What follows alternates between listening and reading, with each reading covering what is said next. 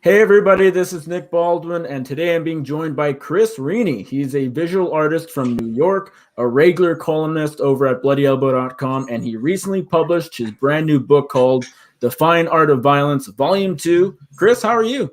I'm great, man. Thank you for having me on. Good to be here. Absolutely. It's good to talk to you. I know we used to be on the same team over at Bloody Elbow for a couple of years. We never really did a whole lot together, but we were, of course, a part of the same crew. So it's great to talk to you for the first time. Yeah, likewise. Before we get into the book and sort of what you've been doing with this new book recently, I just want to sort of dive a little bit into what exactly it is you do, how you got into this, sort of your background as an artist. So for anybody who maybe isn't familiar with your work, with you, tell me exactly how would you describe what it is you do? Well, I have two primary jobs. First, I'm an editorial cartoonist over at Bloody Elbow. That's kind of the thing that was like my launching pad for this current stage of my career. I make kind of the equivalent of political cartoons, kind of using satire and sarcasm and things like that to point out what's kind of like insane and crazy about the way the UFC functioned as a promotional, entity. And I get to have a lot of fun and make really pushing the boundaries kind of jokes. Last week I drew Dana White and George St. Pierre as having an S&M leather daddy relationship, and that was kind of wild. I was expecting worse blowback than I got. You know, a couple people that wanted to know if they could sue me for having seen that, but it was really good. It was a lot of fun. I have a good time. Behind the scenes, people in media have told me that they really enjoy my representation of the power dynamics, so that's been really fulfilling. Now, these cartoons finance my dream project, which is to address the fact that there is no season in MMA. It's kind of like an endless hamster wheel. So I decided to kind of just put some bookends on things and say January 1st, December 31st, whatever. And there's going to be a book, and it's going to start at that day, and it's going to end the other day. And I'm going to just watch all the fights, and I'm going to draw and kind of be an artist, be a fine artist, be someone who studies the human body and how to tell a story through a picture and how to tell greater truths and more archetype kind of stories through fighting. It's more like mixed martial arts is the language that I'm going to use to tell the stories that I want to tell. And so I did the first book. I just drew everything. I talked with Josh Rosenblatt, who was my editor back when I worked at Vice, and he did 10 short essays. And then we really started to see like a grander vision come along. I sent copies of that book to half a dozen of who are some of the best minds in MMA right now, like Julie Kedzie, Chuck Mindenhall, Sean Al-Shadi, Eugene S. Robinson, Schwan Humes, Fernanda Pratchess. Josh came back again. And I was like, hey, look, this is my book. I'm making volume 2. Would you like to be a part of it? And they all said yes. I reached out to 2 more artists, Edward Cow and Adam Nelson, a.k.a. Gorilla the Bear. And man, they all said yes. And this new book is just fantastic. I want this to be like a cultural event in MMA. Like once a year, people are like, yo, that thing is coming out. It covers the previous year of fights I just watched. And like, I want to make something that's evergreen, that you could pick up 10 years from now, or a new fan could pick up and be like, this looks amazing. This is such an interesting thing. I've heard about this person. I've seen them fight maybe now on the tail end of their career. You can see them when they're coming up, and just feel like, a connection to the sport that transcends the hamster wheel. Yeah. I hope that wasn't too long-winded. No. I just wanted to respond to an earlier comment just about sort of the satire stuff you do over at Bloody Elbow. To me, as someone who's worked there, I feel like BE is a perfect fit for that, just because they do a lot of coverage in MMA that other places don't do, and they're not really afraid to do that. So I don't know how you feel, but to me, what you're doing and Bloody Elbow just seems to really intersect quite well. Yeah.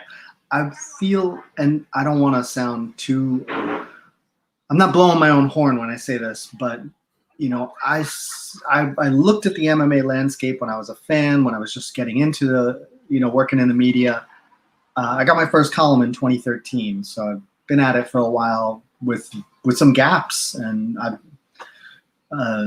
and it's hard for a guy like me to find a place. And then I realized that Bloody Elbow was doing that kind of coverage, like you said, and I really admired what Kid Nate was putting out there and the way he was coming up with these ideas for telling stories in a more complex way. He used to do this podcast called the MMA Bunker. I was like, dude, I would email him and be like, dude, that's the best. That's really what you got to be doing. You're telling like the story I want to hear. And I think, honestly, the best way I could put it is I think I picked up the baton from Nate. Like he runs things on a macro level, and I'm more like doing the day-to-day stuff, and I'm not telling the in-depth story that he is, but like on a day-to-day by day basis, I'm chipping away at the facade of MMA's PR machine. It's skin deep, and you just need somebody there like picking away at it so you could see what's underneath. That's why I'm here. Tell me a little bit about how you got involved with art in general. Like, how does someone find themselves eventually doing regular columns for Bloody Elbow, doing art about MMA? Like, how did you get involved in the art industry to begin with? When you are a complete failure, both academically and athletically, man, sometimes you just end up an artist. It was the one thing that I was good at, that I was naturally inclined to, and I was a generally creative person. I spent like 15 years playing in bands, writing music. I have trouble fitting in wherever I go, but if I just do my thing, eventually my people will find me. So that's how it was being a musician. I played guitar and keyboards. I met a bassist, I met a drummer, and they're my closest friends to this day. Like I put my thing out there, and like my people found me, and then we played together for over a decade, me and those guys, and they're still tight. And now when I finally found a way to speak my voice in MMA, in the early days when I was working with Vice, it was very trying to find my footing. For like a year and a half, I had a column, and it was cool. It was well received, and it was part of the reason I got to meet some of these people. Like I got to go meet Esther Lynn and Casey Leiden and Chuck Mindenhall, and the reason people would be like, all right, who is this guy? But now that I'm spent the past 3 years saying exactly what I think, making this book, which is exactly what I want to make, forget it. Now I have like momentum. How did you decide to, make art about MMA? I don't know, like, were you an artist before you were an MMA fan? Were you an MMA fan before you were an artist? Sort of the same time? You could have picked another sport. You could have picked something completely different. Didn't have to be a sport. How did you land on MMA? I was an artist from day one, from a very young age. And I went to art school for college. That was my first formal training. And that's where I fit in. So I'm an artist. It's in my bones. And I spent a couple of years, like when you're an artist, when you do this sort of stuff, sometimes what you need is a theme, like a way to, your subject matter that resonates with you. And I really enjoyed, the human body as my subject matter, but it's a little too vague. You can't really, I remember going to a gallery once, showing them my work, and they're like, so who buys your work? And I'm like, oh God, as a younger artist, I didn't really have like that type of perspective, but it was a very humbling moment. And actually, I went through I got divorced about a little over a decade ago, and I went on a meditation retreat to like kind of clear my head. And I spent like 10 days meditating 10 hours a day. You don't talk to anybody. You don't make eye contact. You don't write, read, exercise, draw. You don't do anything but meditate. And it was during then that I was like, boom, I had that moment where I'm like, dude, I sit around watching fights all day, or, every day. And I can't, like, the human body is the subject matter, but it's not, the human body is not a theme. It's a subject. But fighting, that is a story. That is like, you can tell almost any story through that theme. And you take some time to quiet down and let your thoughts all let the dust settle, and it kind of came to me. So yeah, it's that's how it happened. That I was an artist, and I was watching fights, and took a minute to put two and two together. What about MMA as someone who you've done, you've drawn other things, of course, as you said, you were an artist before you started drawing MMA per se. What about MMA makes it such a good sport to use in this medium? I guess you could say. Like, what about MMA makes it the what you want to draw? I guess you could, yeah. On a real practical level, it's as close as you can get to the nude. They're in their underwear, and they're also in these strangely idealized forms. They're people for whom their own body is their way of making a living, their way of survival, their way of thriving. They, like your subject matter, those people have an intense relationship with their own bodies. And then there's just the newness of it. Like, we're in the 21st century. It's a 21st century sport. I know it started in the 90s, but really baseball started in the 19th century, but it's a 20th century sport. Like, the seed comes up, but like the tree is growing now. And part of what I thought about when I was at that meditation retreat is like, there's room for someone like me. There's room for an artist to be like the greatest visual artist in mixed martial arts. There's a guy named Leroy Neiman who did this for the NFL. There are a lot of photographers. There's actually the painter George Bellows who did this for boxing already. These things already exist. You can't go be like the next George Bellows of boxing. That dude did it. It's done. And boxing already has its history. It has. I'm here now as legends are being born, as they're like, you and I, we've sat here and like literally watched the birth and death of the career of Ronda Rousey, and we're watching it now with Conor McGregor.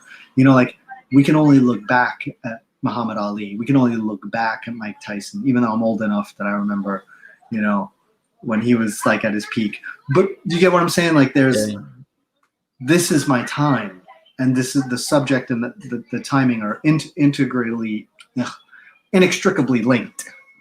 I guess on that point, like, how much pride do you take in the fact that you're kind of the only person that does this in MMA? Like, as you said, there might be a guy that does this in boxing and in hockey and in football, but before you, I mean, there was nothing like this in mixed martial arts whatsoever. So it's a big niche, and you've capitalized it on it completely. You're the guy. How cool is that to be the guy doing this? I haven't thought about it like that yet, because there's a couple other artists out there who I really respect, who really are doing well. But that is what I want to be. So I appreciate hearing that. And I think that's where I'm headed. I think there's a lot of great artists, but there's not a lot of great artists who are willing to speak their mind. And that's what distinguishes me from a lot of people. Right. No, that's a good point. Let's talk more from the book side of things. When did you know that you wanted to take this from, your column at Bloody Elbow, your other sort of more freelance work, sort of not one-offs, but your individual pieces of art, and turn it into an actual book? When did you know that's what you wanted to do? In 2017, I did what you could call a dry run of the book, where I had two kids. They were really young, and I didn't have a column at the time, and I was really kind of like not feeling great about my career. And I saw a therapist for my like art. I saw like somebody to like help me get my career on track. And it's just helpful to talk to somebody. And I was like, you know what? I'm just going to forgive myself for not being where I want to be in my career. I'm going to draw. I'm just going to draw, and I'm not going to like sweat what comes of it. And I essentially did a dry run of the book, following the fights every week and drawing what I saw, what was relevant, what was interesting, what was like truly dynamic about that's Tony Ferguson intercepting elbow on Kevin Lee. That was one of the pictures I drew. I did a dry run. I got the gig with Bloody Elbow, and then in like the end of 2018, I'd been doing it for about 9 months, and I met up with Nate. And I was like, I made this pitch to go full time, and he was into it. And once I got that, I was like, all right, I got a full time commitment from them. I know how much I'm going to make doing cartoons. I could quit my day job and take this money and plow it into this idea for a book. So that was it. Like once I was able to get one wheel turning, it was like, oh, this can turn a bigger wheel. You know, like you crank out daily cartoons, you could make an annual book. That's how the progression of events. So tell me, for the people that maybe didn't buy Volume 1, aren't familiar with Volume 1, and of course Volume 2 just launched within the past few days, what can a reader expect from it? Tell me, what the book, what Volume 2 is all about.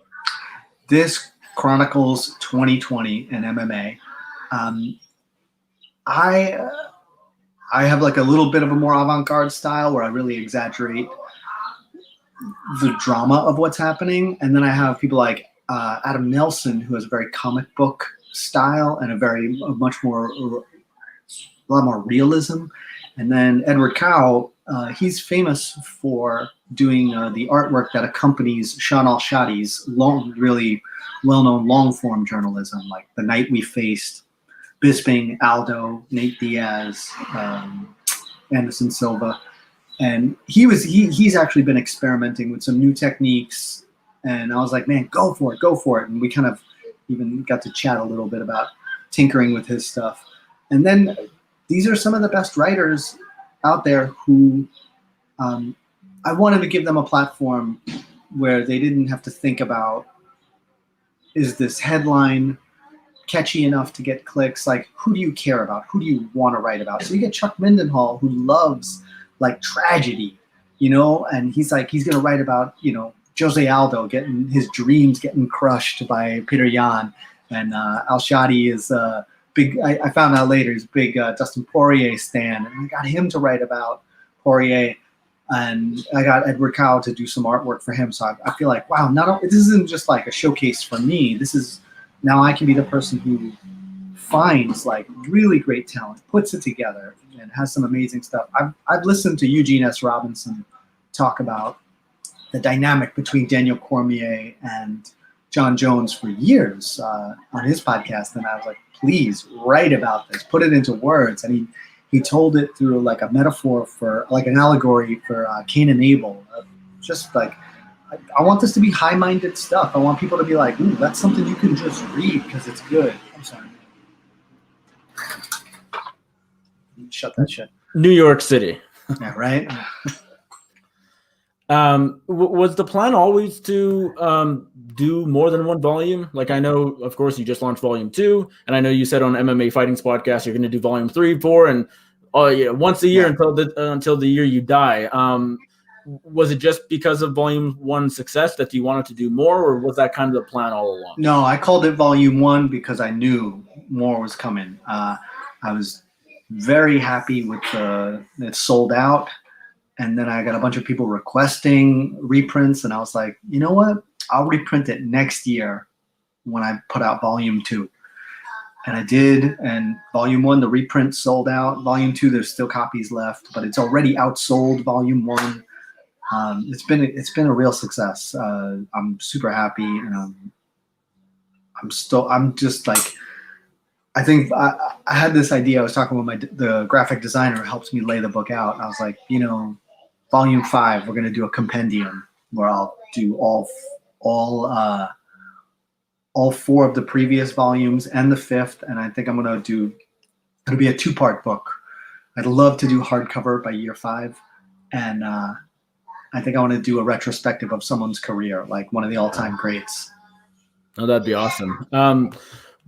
Having done Volume 1, were there things you were sort of able to learn from that experience and use to improve Volume 2? Like, in your opinion, are there some big improvements to Volume 2 that you were able because of what you knew from doing Volume 1? Yeah, 100%.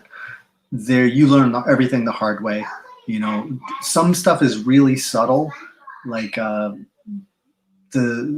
the flow of things. You want this to be really enjoyable. I was really adamant about like for every chapter, it's got to be a blank page on one side and like this silhouette on the other. And then I ended up having like a weird extra blank page in between a couple chapters. And I accidentally had it printed on the inside of the back cover instead of an extra page. Yeah, there's a lot of little things that you're like, my designer is like, listen, when we get into this second book, I want you to sit down, flip through the first book, tell me everything you like and don't like. And another thing was like I put too many artworks in there.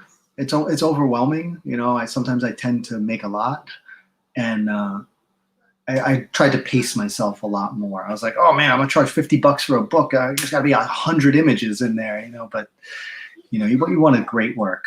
People pay for greatness, not for they pay for quality, not quantity. Well, sometimes they pay for that too. Yeah. Can you walk me through a little bit about, or like the process of actually creating this artwork, like from your point of view, from what you do, like from when you put your stylus or your pencil or whatever it is you use down for the first time to when it's a completed piece of artwork. What goes into that exactly? If you want, I think I have a little bit of it right here, right next to me.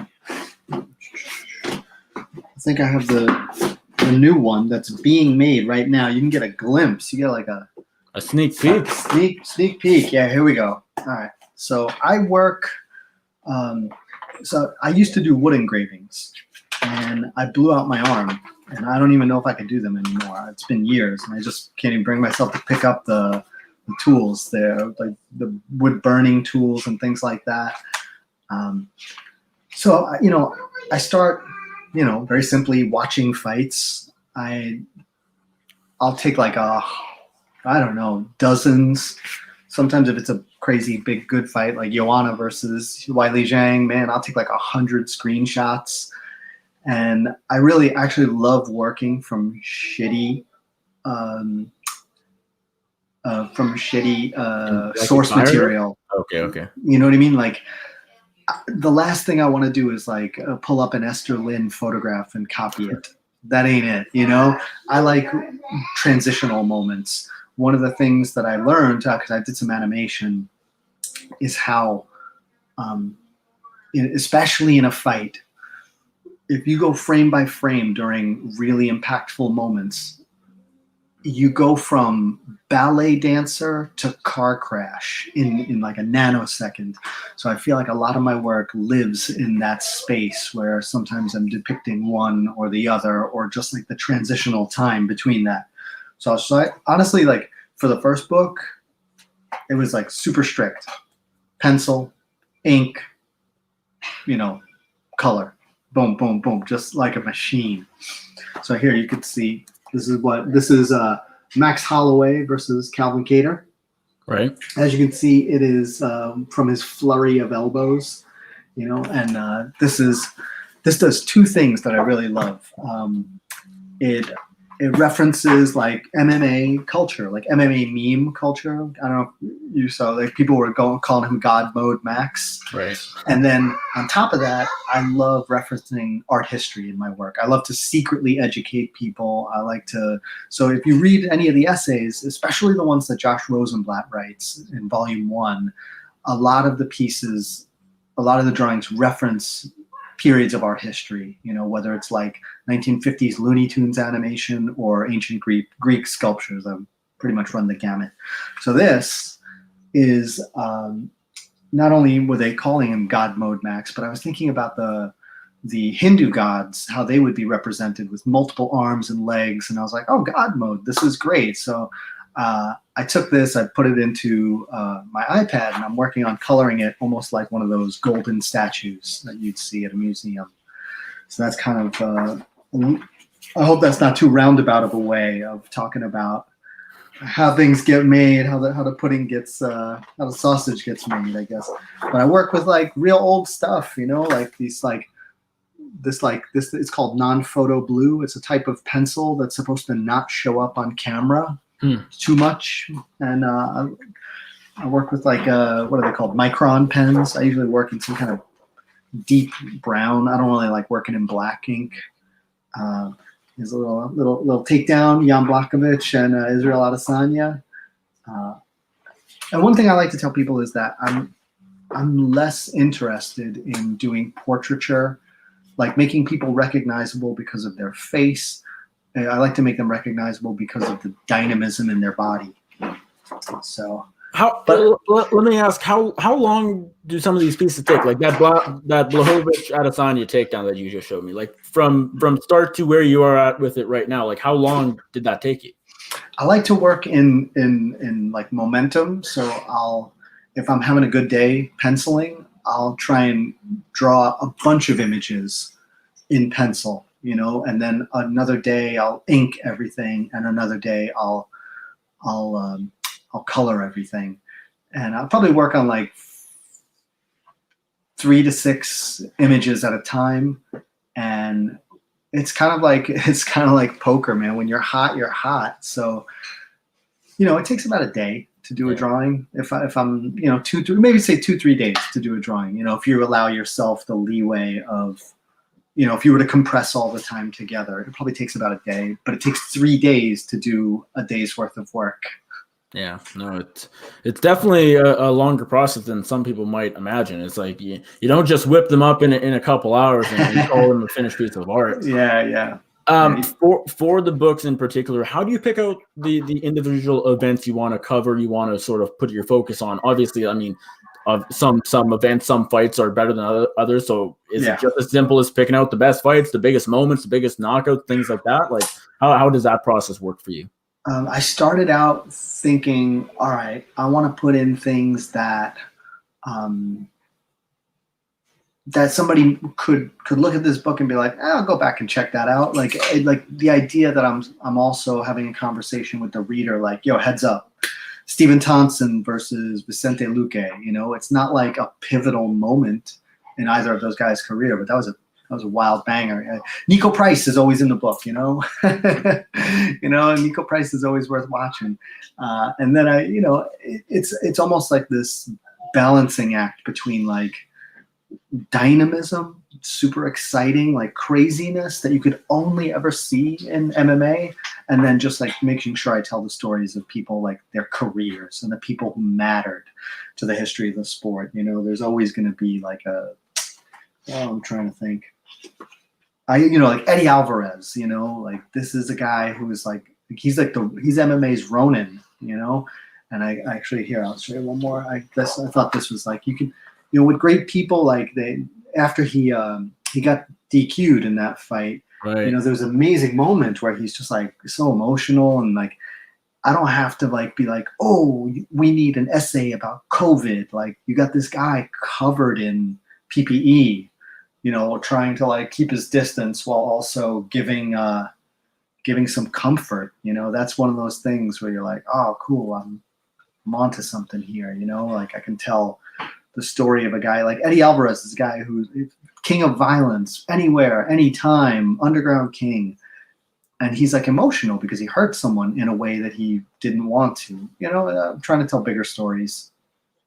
And of course, these books, volume 1 and volume 2, especially the second one, your artwork is sort of all tied together with some of the essays by some of the best writers in MMA, the likes of, as you mentioned, Sean Al-Shadi, Chuck Mindenhall, Fernando Preches, Julie Kedzie, among others.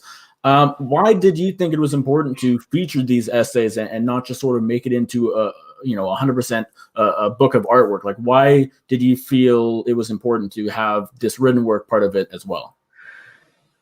When you're looking at things like, let me get some light. Is that better? Shit, sorry.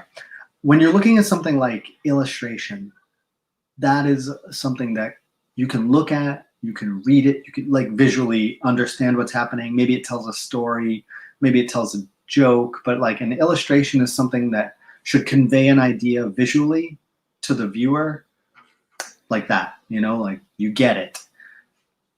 And then I am not an illustrator. I'm a fine artist, and fine art is usually like, I'm going to like sound, my work belongs in the Met, not in a magazine. That's the angle I'm coming from. That's who I am. And that kind of work is usually accompanied with an artist statement with a grander scope of ideas that they're trying to address. And especially working with Josh on the first book, I basically gave him the artist statement ideas behind the drawings, and then he put the essays together, and it really was like, this is it. This is like, there need to be grander ideas at play. You have to give the best people available the opportunity to showcase themselves, and that's why there are other artists in the book. That's why there are these writers, because I think I want to be associated with them. I want to be great, and they are great. I want this to be something that people are like, oh yeah, that's quality. That is the like cream of the crop right there. That book. I know that and I want fighters to aspire to be in it in the future, and I want up and coming writers to aspire to be featured in it. That's my perspective on it. I want to have a grander scope than like, look at me, look at my work, look at my drawings. It's not the Chris Rini show, but it is. As we sort of start to wrap up, even though Volume 2, the book for 2020 just launched, you're clearly already hard at work at Volume 3. You're showing me the pictures of Blachowicz Adesanya, which happened a couple months ago, Holloway Cater from the beginning of the year. So is it fair to say that, the grind never stops, as they say? I mean, this is 2021 is almost halfway over, and then you're going to be launching Volume 3 sometime next year. So is it kind of just, even though the book, the Volume 2 just launched, you still have to sort of get going for Volume 3? Yeah, well, it's also, I heard those guys at the CME say something about making their podcast. Like, these are the conversations they have on the podcast are the conversations they would be having anyway. And I took that to heart. So I could say that the artwork in this book is the artwork I would be making anyway, no matter what was going on. And sometimes it is hard. Sometimes it is like, you got to buckle down and work. But I'm learning that like you can take breaks between tasks and just keep the wheels turning, especially right now. Like, I focus more on promoting the book. I'm not drawing as much right now. And I know that once the book is sold out and I can take a step back from that, I'm going to be so hungry to draw again. So I'm plugging along. I'm just trying to be myself, and that actually makes it a lot easier to work. I was worried that I would feel that kind of depression or dump, that adrenaline dump when I put out the first book, but instead I was like, let's do this, let's do another one, and I'm so excited for Volume 3 already, I'm dying to do it. So for now, I've learned the hard way how to pace myself. I'm 42, man. I hope I learned something by now. It doesn't sound like you are, but I'll ask you anyways. Do you ever feel burnt out just because, like MMA is sort of like a year-round sport? This is kind of a year-round thing. When you're not drawing as much, you're promoting the new book.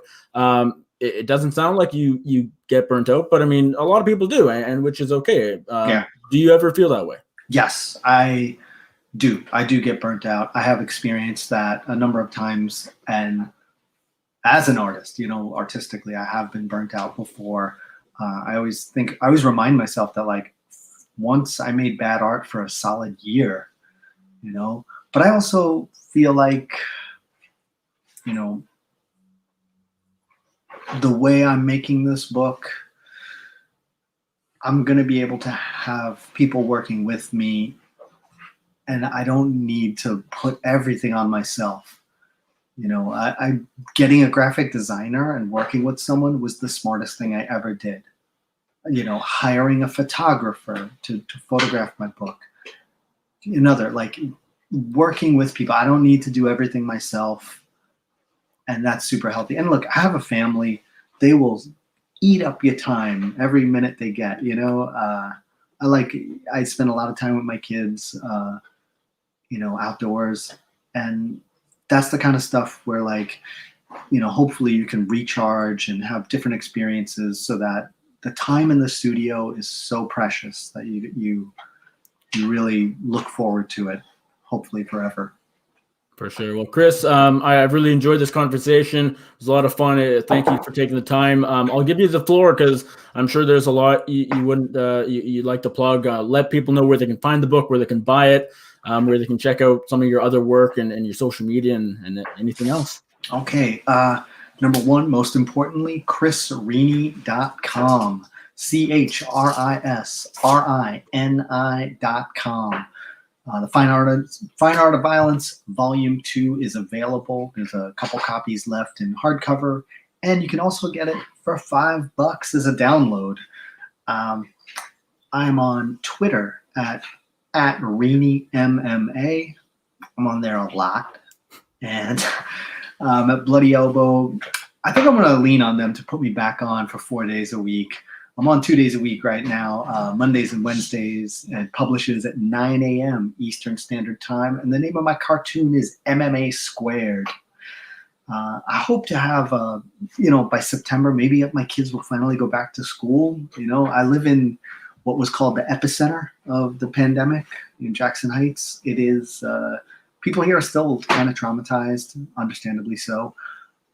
So hopefully in September, I will have a streaming channel, whether it's YouTube or Twitch, so you can see the making of the book as it's happening.